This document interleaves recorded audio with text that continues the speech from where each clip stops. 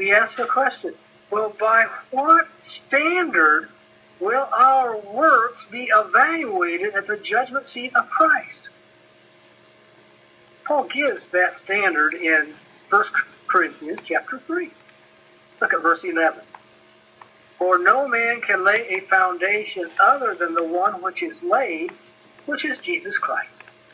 Now if any man builds upon the foundation with gold, silver, precious stone, wood, hay, straw, each man's work will become evident, for the day will show it, because it is to be revealed with fire, and the fire itself will test the quality of each man's work. Notice again, it's the quality of the work. Imagine with me for a moment that your father is a multi-billionaire, and he purchases 2 one-acre tracts of land for you and your brother. And on each tract of land, he pours a foundation, and then he gives 1 tract to you and $1 million, and another tract to your brother and $1 million. And then he gives instructions. I am going to give you 1 year to build the most beautiful home that you can construct.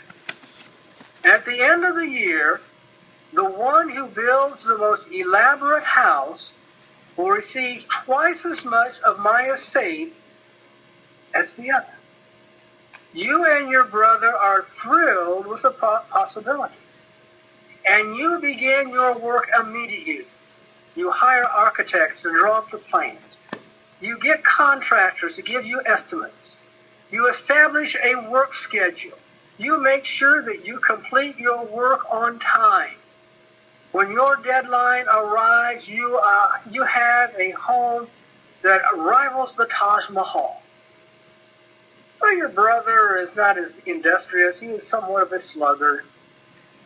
Family responsibility, work, hobbies keep him from the task at hand. And not only that, he has some immediate needs for his $1 million.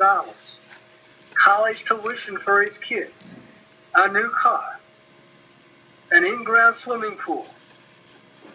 And then the night before the deadline, he decides to get busy and to construct the best home that he can with the little money that he's got left and only a few hours of time.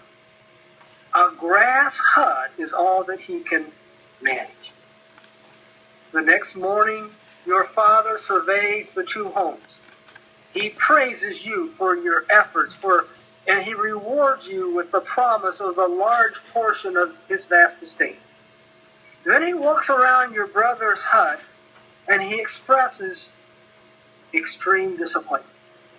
As a result of procrastination and squandering of resources, your brother forfeits billions of dollars of future wealth.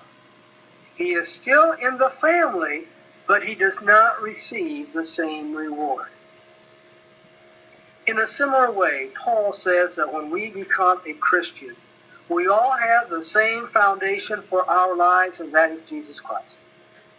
Nevertheless, we must choose the kind of life we want to construct upon that foundation. Some will build a palace that will receive the Father's commendation. Others will squander their time and their resources in the good life.